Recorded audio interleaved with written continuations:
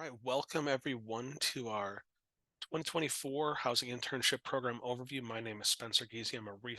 I'm our Educational Program Manager at ACUHO-I, and I also have the pleasure of being the professional staff member at ACUHO-I who helps with the internship program throughout. So if you've already received an email from me, if I've emailed with you, if you've reached out and you've gotten some answers, thrilled to hear that. We are going to do our very best to get both hosts and candidates acclimated to the program, tell you about some new features this year, and overall just help you feel comfortable navigating the process as we move forward. But I'm not alone. I've got some outstanding co-hosts with me today, and I want to pass over them for some brief intros. Hello, everyone. My name is Yolande Graham. I am the Housing Internship Program Chair of the committee, and I am at Clemson University as an Associate Director for Residential Living. Hi, everyone. My name is Aspen Shackelford. I use she, her pronouns. I am the chair-elect for the Housing Internship Program, and I currently am at University of Maryland in College Park, where I serve as a community director. Thanks, friends. And if you have an interest in being a part of the Housing Internship Program Committee, reach out to one of those two lovely friends, and we'd love to connect with you and get you more involved. All right, so brief overview on our session. Our goal, you leave this session feeling like you know a lot more about the Housing Internship Program, how it's going to flow in 2024. If you're a host, how to get the candidates you're seeking. If you are a candidate, how to get the internship that you want. And we're going to play Match.com for internships in housing and residence life. Uh, if you'd like to feel friendly and accommodating, welcoming, certainly use that chat function. Share your name, where you're joining us from. We'd love to help friends connect on our session today. Before we jump into all the questions that you have, let me give you a brief timeline of where we're at in the process and where we're going. So currently, our program opened a couple weeks ago on November 29th. And at this point, it's profile creation time. So if you're a host, you're able to post job postings, create the position description, all that. If you are a candidate, you can create your profile, you can attach your resume to it, etc. If you are a previous host, you still need to make a job posting. It does not just carry over from last year. So a new profile each year in terms of that. Hosts, you're also able to start adding other team members to your posting so they can assist you in the internship interview process as we move forward. January 3rd is our very exciting day. That is the day that if you're an internship candidate, you can finally see all those postings. And I know many of you are clamoring to see what's out there. As of this morning, we had 272 opportunities in the internship portal, and that will only grow between now and January 3rd. So I encourage you to get your profile built. Also on January 3rd, our hosts will finally be able to see the pool of candidates, which I know they're very excited about, and really start to think about who might be joining them for a summer experience in 2024. The one thing I'll remind folks that January 3rd to January 24th, we still won't have communication. What's going to be happening during that part of time is that the candidates will be submitting applications, but they won't be visible immediately to hosts. We'll be waiting until the 24th to release all those submitted applications so they come in at one time to our hosts. So that allows our candidates, whether they apply on the 3rd or on the 23rd, they still all get the same consideration. Can you apply for a position after January 24th? You sure can. You sure can. But that is a really great time to get your initial wave of applications in. On the 24th, that's when application review begins. And that's also when communication opens up in the system where hosts can start reaching out to candidates saying, hey, we got your application. We'd love to set up an interview with you. You can also, as a host, and we really encourage you in this process, you should be browsing those candidate profiles between January 3rd and January 24th. You should be favoriting. There's going to be a star function for you to highlight some of the best profiles you saw. Once we get to January 24th, reach out, send a friendly note. Hey, I saw your profile, and we'd love to have you consider filing an application with us so they can show their interest in your position. Interviews in the process begin on January 31st. Those are all going to be held on different virtual platforms. It could be a phone call, it could be Zoom, it could be Teams, it could be something else. That is up to the host site on how they want to carry out that distant interview. It will not be in person. Most interviews range from between a half hour to an hour. And there's also a scheduling function in the internship platform where hosts, you'll be able to drag open boxes on your calendar, signifying what times you have available for interviews. So let's say it was a Wednesday and you want to have interviews that day. You will need to drag open individual boxes that day. You cannot just drag open the whole day, because that will make a candidate think they have to have an 8-hour interview with you, and nobody wants that. And then after you've done interviews are starting on January 31st, can certainly go into February. You've got the month of February really to get your interviews in. And then starting on Monday, March 4th, and no earlier, mind you, starting on Monday, March 4th, that is when offer day begins. So at 1 p.m. Eastern, you can start to make phone calls out to candidates to offer them a position, and they have 24 hours to make a decision, yay or nay, on that. To make it an official offer, you also need to go in the housing internship platform, and there'll be a button on your position where you can make the offer, and then the candidate will be able to accept it on their end. It needs to be accepted in our system for it to be an official ACUHO-I internship. So while you can make a phone call to make the initial offer, it needs to be offered in the system to be binding, to be a true ACUHO-I internship. Of course, Monday, March 4th, everyone might not get the person they're seeking. You may need to apply for more positions if you're a candidate. You may need to have additional interviews occur if you're a host site. And that's why we're doing this in March, in very early March. So you have plenty of time in that month to make sure you fill your positions by maybe doing supplemental interviews, etc. So that's our timeline. I'll take any questions in the chat if there are timeline questions that I can answer immediately. And if not, we will certainly have Q&A time at the end of this session as well. All right, I'm going to pass it over to my fellow host to talk about the internship portal.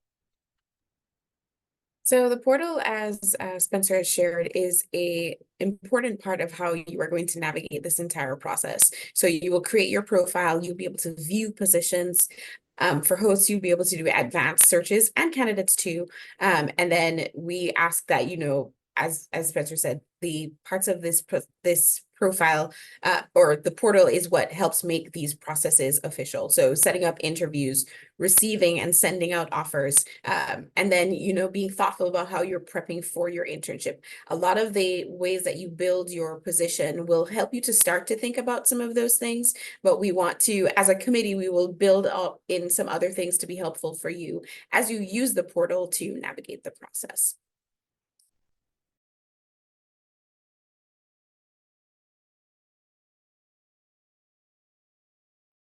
I think, oh, sorry, Spencer.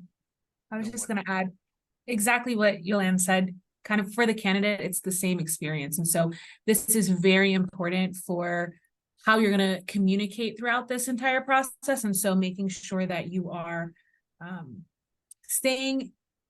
keeping track of it for one thing, and staying logged in, checking it, making sure that you are looking at what communication you're receiving from institutions and such is going to be very important as you navigate this entire process.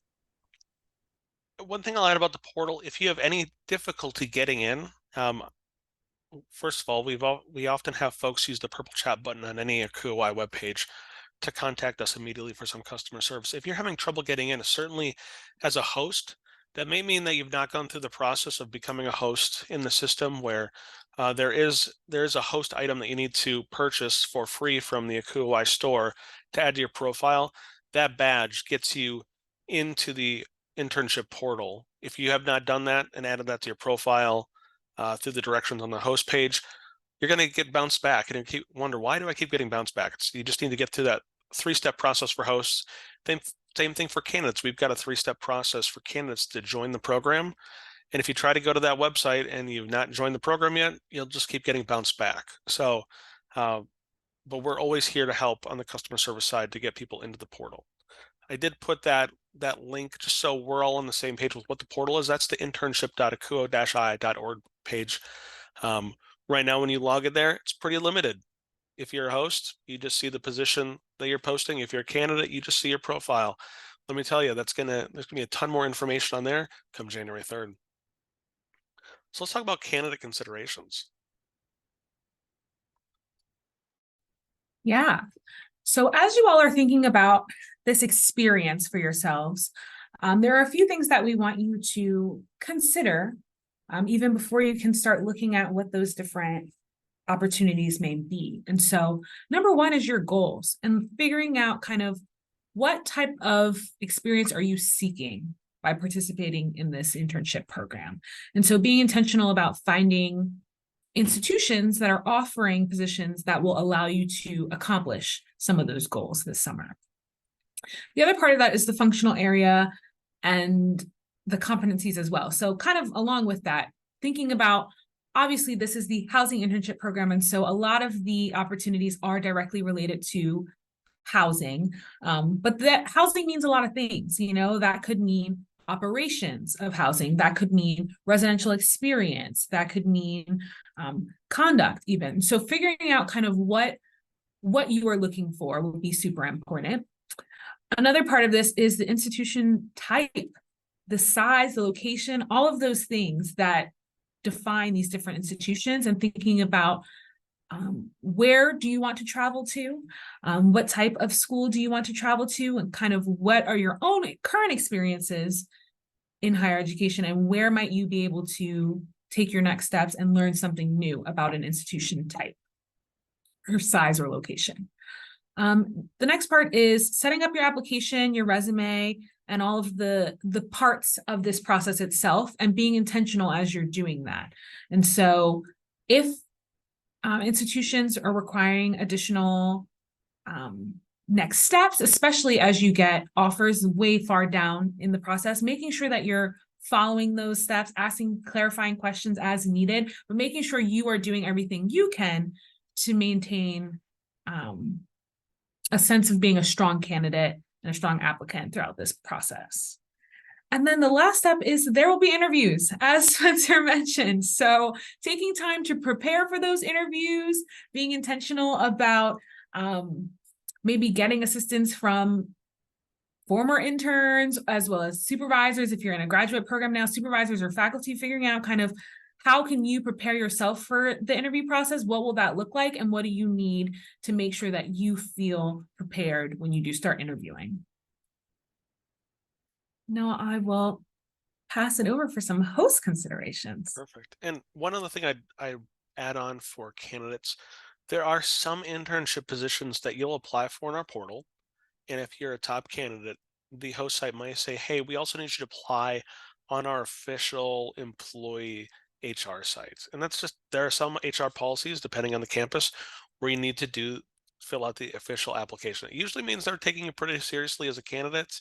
And also just, it might be one extra step, but be mindful of that and be accepting of that if that comes to your process. And I'll pass it over for those host considerations. So from the host perspective, there's also a lot of preparation that you are doing to welcome an intern onto your campus for the summer. So starting off, you have the administrative aspects. So figuring out the funding, finalizing the position description, and how you're going to work with your HR at your institution is going to be really important for you, so that you feel prepared to communicate things as you go further into the process and are getting ready to welcome an intern. I know at various institutions, they have guidelines for how position descriptions are made and put out there. So work with your HR liaison, connect with them to understand what they require of you, so that you can be able to communicate that to a candidate. Ensure that your position description is specific and geared toward the competencies and learning outcomes that you are placing in the position in the position, and what we're aiming to offer through this internship program. We are working on creating experiences for the future of this profession, and so we want to be giving them experiences through the internship program and through other aspects of the work that we do to grow and develop the skills that we're seeking for those who will be coming into the profession to be our colleagues in future.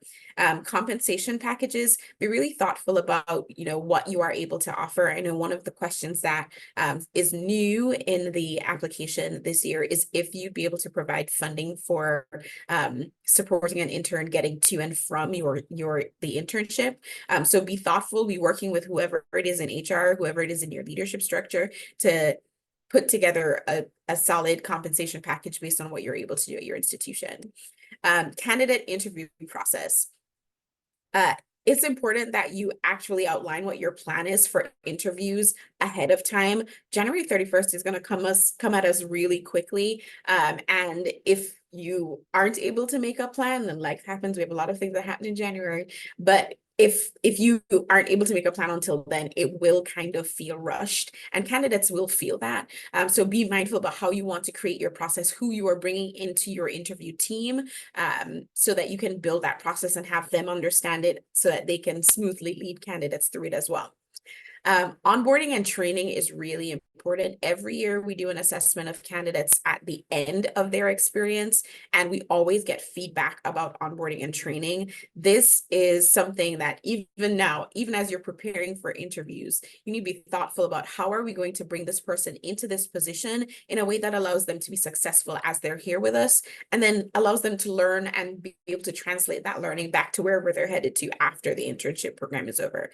We'll spend some more time talking about that later and through some of the opportunities that the committee will offer throughout this next few months. But this is going to be a really important one where we encourage you to spend a good amount of time thinking about who are the people on our campus that we need to be connecting them to so that they understand the purpose of this job, understand our organization, this institution, how it operates.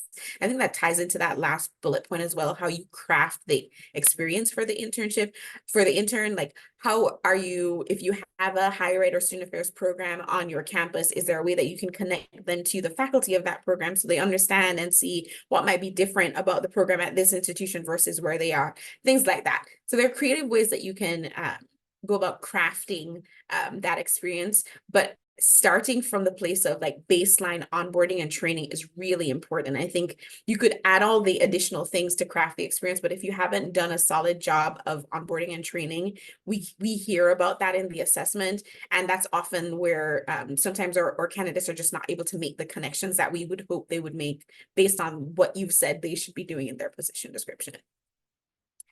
So as we go forward, kind of talking a bit more generally about, navigating the entire process, there are a few other things that we want to hit on as well. So again, for hosts, this is really thinking about what does effective communication with a candidate look like for you and your institution. Setting up a timeline for how you will build your process will be super helpful for you. Within the portal, there is a calendar that's at the top that gives you some key time chunks about what's happening in what time frame. Make use of that and then build out a more detailed process that's just for you and your team, just so that you are on the same page about when deadlines are, what you need to be working towards, all of that good stuff. Seek out the candidates. This last few years, we've seen it is a candidate market. So as a host, it is not serving you to just wait, to sit and wait and hope a candidate will find you. Go through the profiles, look at the people that are there, look at what they've shared in their profile and see if their skills align, and seek them out, make the connections. Be thoughtful about onboarding. Talked about that a bit earlier too, and then be prepared to share in your posting how you will provide support for intern travel. Think about developmental supervision, I should say.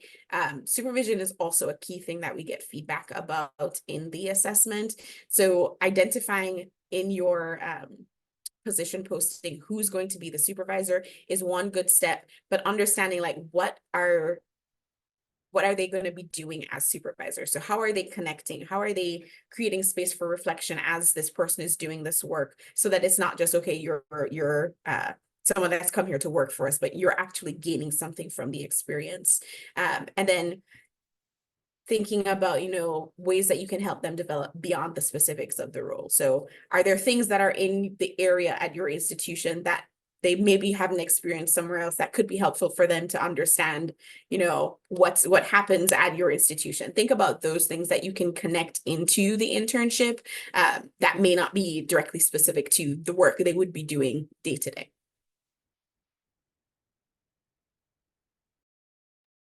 And then on the candidate end, again, really just understanding the timeline for starters, but understanding also that your profile, your applications, your interviews, those are all opportunities for you to market yourself, market who you are as a person, what your experiences are thus far, and share that with other people in the field as you apply for these positions. And so also thinking about, again, what are your goals? So even though your internship will have a set list of responsibilities and expectations for you, you are kind of the co-creator in this experience in a way. And so thinking about, what do you hope to accomplish from this experience? Are there people you want to meet? Are there things you want to get more confident in doing in this opportunity? And really talking to your internship supervisor about that once you arrive. You'll likely have one-on-ones. And so using that time to share that and see, are there ways that your supervisor can help get you connected with people or get you connected with specific experiences, even beyond your expectations in the internship role?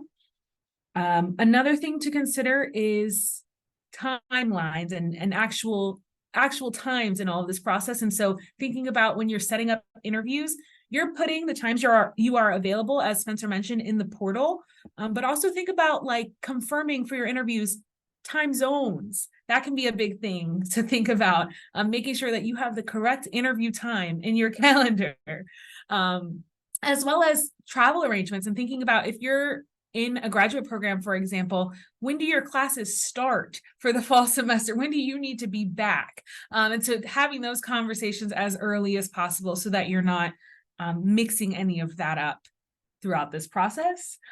And then one other thing to also think about as you're setting those goals for yourself is to think about, 5 years from now, or even a year or two from now, how are you hoping to be as a professional in the field, or what are you looking for to apply for as professional jobs? And so what can this experience do to help bolster you as a candidate for that in the future? So really being intentional about those things.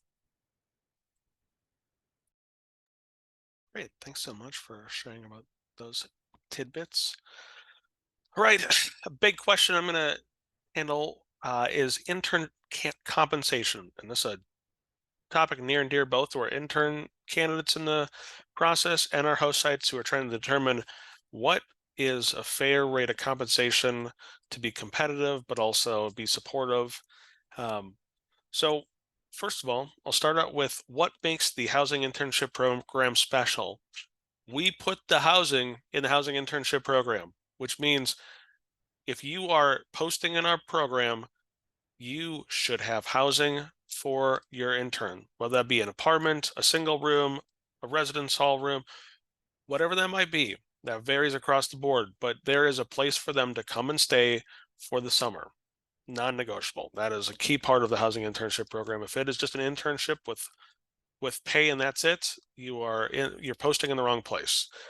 Additionally, internships should have some sort of financial compensation. That might be stipend, that might be hourly pay.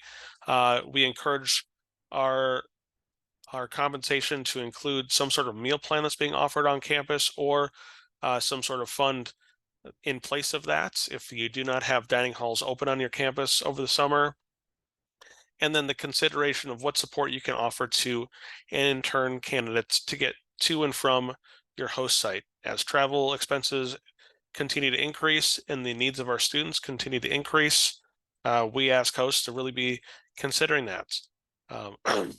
This year in our program, ACUHO-I, through our ACUHO-I Foundation, has been supporting internship candidates who are feeling a financial barrier to even joining the program by having our foundation cover their entry fee into the internship program, and that application is on our internship webpage if you are seeking that out, candidates. But hosts, just know that we are seeing a great deal of need in our candidates that are in the program, so be aware of that. I've also seen some postings in the program already say, well, we don't cover travel. You can apply for an ACUHO-I travel stipend. We will have an ACUHO-I travel stipend in March and April again this year, but it will be pretty limited funds. In the past, we've only been able to fund about 10% of the applications that come in for travel stipends. So please know, if you are relying on ACUHO-I to pay for the travel of your intern to get to your campus, I would encourage you to reconsider how you're being supported and supporting the students in the program.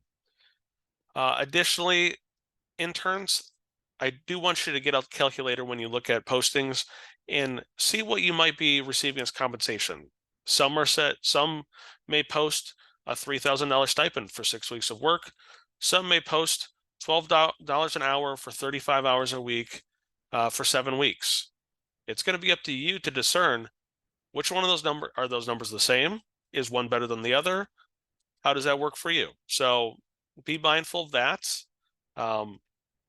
And as the entity that oversees the program, ACUHO-I is supportive of both candidates and host sites. So if there is an issue that comes up, we do our best to serve as an intermediary to talk through issues that may be occurring on campus.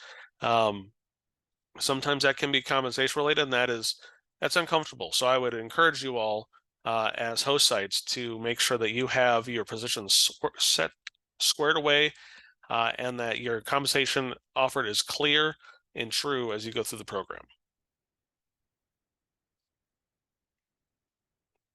All right, considerations for internships. I'm going to pass it over to my co-hosts. So what I will say for internships that are in person and virtual, while an internship might be virtual, thinking from the host perspective, and there are certain things that maybe you do not need to cover, I think it's really important still to have a clear understanding of what the search process is going to be, who the direct supervisor is going to be, and what that relationship will look like in the virtual space. We still want to be making sure that we're creating high quality experiences for our interns who are in person and virtual. And so a lot of the things that you will be expecting to do in an in-person internship should still be the things that you do in a virtual space. So thinking about solid onboarding and training is going to be really important. Making those connections beyond the specifics of the work is also important because even though the intern might be at a distance, there are still things they'll need to know and understand about your institution that they won't see in person. And there's still ways that you can be connecting them to academic programs or to other offices on your campus that you work closely with that might align with what their goals and interests are. So I think it's important that as we look at the in-person versus virtual, you're still keeping in mind that a virtual candidate is still expecting a high quality experience. And we as hosts have a responsibility to do the things that will allow for that, not just for them, but also thinking about the work that they will get to do, the quality that they'll be able to bring to your department for the time that they're with you. Creating a solid groundwork for them will be helpful in how they're able to contribute in their time with you. And from the candidate end, it's very similar. You know, you want to still have that high quality experience that you mentioned, and whether in person or virtual is best for you as a candidate is what you need to consider and decide on. But you want to make sure that no matter what you're pursuing, it's still a high quality experience that will allow you to still be connected to the staff of that institution and to the institution itself, so that you're able to learn and get new experiences, meet new people, and kind of have a full experience all around, whether it's in person or virtually.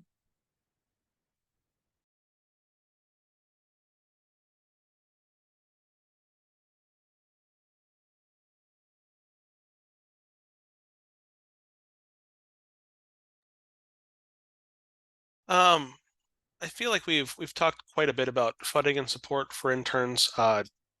So we're going to just continue moving on to our Q&A open forum portion of our time. So this is really an opportunity for you all to type in the chats, or you could even send me a direct message. If you don't want to see it in the chat, just send it to Spencer at ACUHO-I through here, and I can bring that up as a topic. Certainly, we want to get your questions answered. You attended the day for a reason. Let's make sure that you receive the answers that you're hoping for.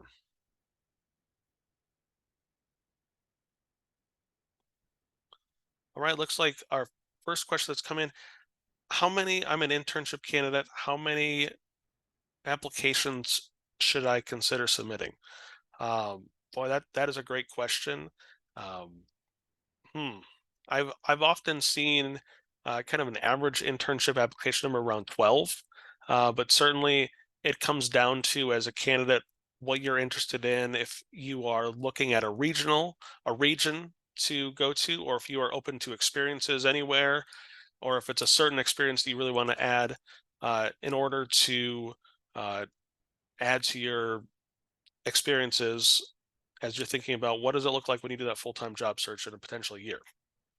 Aspen, any other thoughts on number of internships to apply to? No, I think around 12 makes sense. I was an intern myself several years ago, and if I recall correctly, it was around like 10 to 15 that I applied to. Yeah. So that sounds Great. And again, I'll reiterate this. You can submit applications any time in the process. So worst case scenario, you got past offer day and oh my gosh, all of your opportunities are gone and you didn't get any of them, but you're still can in the pool. The positions disappear in the system once they're filled. So you can know immediately, oh, I want to continue applying to these ones. I can still see that means they're not filled yet. Additionally, for host sites, you're going to be able to sort candidates by last activity on the portal. That is something you'll see on the candidate profile. So you'll know the time they last edited their profile, the time they last logged onto the portal. So you can see who's most active, which is, you know, if it's workplayingmatch.com for internships, it's nice to know who's been active recently and who hasn't checked their profile in 2 months. That'll show you how serious they are in the process. Another question that has come in: if I'm a candidate in the system, am I guaranteed a position? I would say you're not guaranteed a position, so we can't make sure it happens, but certainly there are ample opportunities. If you continue to apply, if you continue to pursue, there will be a position for you. As Yolande alluded to a bit earlier, it has been a candidates market the last couple of years where we've had more candidates in the system, or sorry, we've had more opportunities in the system than we have had candidates. So candidates can be a little picky and make sure they're finding a great fit for them. It also creates a great competitive application workplace for y'all as candidates to make sure that you're getting, good and fair compensation for your time and energy that you're putting into a position. So it's a win-win for y'all. But you got to be patient. If you come in as a candidate and there's one job you want, I want to go to Stanford and that's it. Well, Stanford has one position open. Now it's an awesome opportunity, but it's only one. So if you get that, neat. And if you do not, and that's what you wanted, I would encourage you to continue applying to other opportunities. Can I add one thing? Please do. For candidates, I really encourage you to make use of the Career Center at your institution where you are. You are submitting materials for a program that you are searching for an opportunity. So have someone review your resume. Have someone, if you can find them, practice doing an interview with you so that you can feel more prepared going into that space for how you want to talk about the experiences you've already had and how you want to communicate those through a resume. So make use of the resources you have around you as you step into this process as well. Great. Another question has come in regarding opportunities outside of the United States and then also opportunities for international students. So it's twofold. I'll try to cover both. One, each year we have a number, usually about a dozen opportunities that take place that are non-US based, that are posted in our system. There's typically a pretty clear process that those postings have in terms of here's what we would need from you for you to be able to travel abroad to take on this opportunity. Similarly, almost every campus, I would say, in this program, they have a process for hiring someone who is non-US if we're talking about a US institution. So that's a question to bring up very early on in the process. But we've had great success over the number of years with non-US students being able to go to a campus and have an internship experience in the United States. So it's case by case, it's school by school, but certainly bring that up early on in your process, and it should be helpful.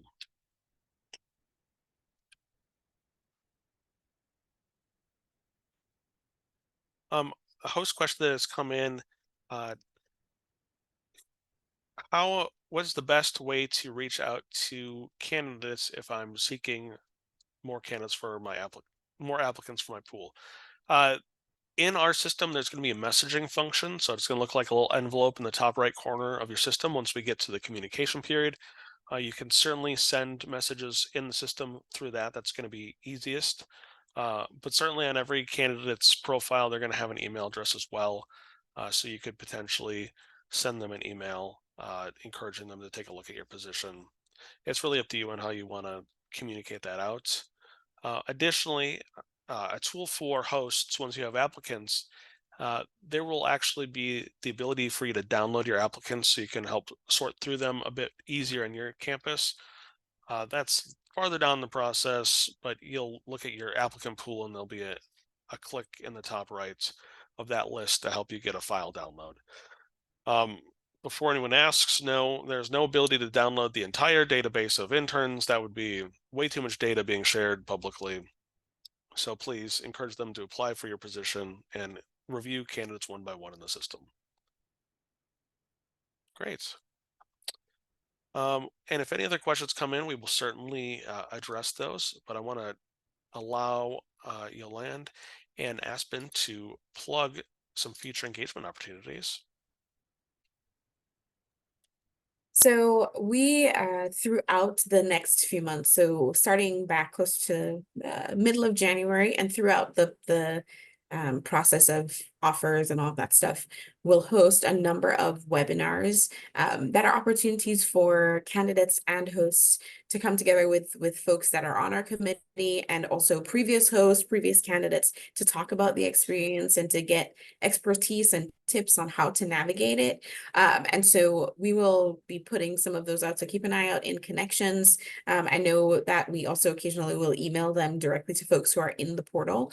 So if you are interested in any of those, we will send out information about them, but we will have a series of them that are happening throughout the spring semester, just to offer additional guidance as we get to interview days or get to offers, or as candidates you are preparing to go to a campus. So just keep an eye out for those, because we've had some really good engagement in the last few years. And then this summer, we will also be hosting a virtual intern summit. And so that will be an opportunity for the interns for you all to connect with one another, and hopefully kind of hear about some of each other's experiences in your internships, but also to hear from people in the field about a variety of topics, things like the job search process and how to market the skills and the experiences that you're getting in your internships for future opportunities. Also things you might be looking for in the field for the future, and how to advocate for yourself and navigate kind of those different experiences. So just a variety of different ways to connect with more people as well as your fellow interns during the summer. So keep an eye out for that. Right. Lots of engagement opportunities out there. Well, I want to thank you all. We will certainly stay on a few moments after we end the recording, just in case you've got some one-off questions. But thanks so much for joining us. Again, I'll plug again. If you're on any ACUHO-I website, you'll see a purple chat box in the bottom right-hand corner. That is your direct way to get in touch with ACUHO-I staff immediately for assistance, whether it's this program or something else ACUHO-I related. Please utilize that. My email address is on that page as well.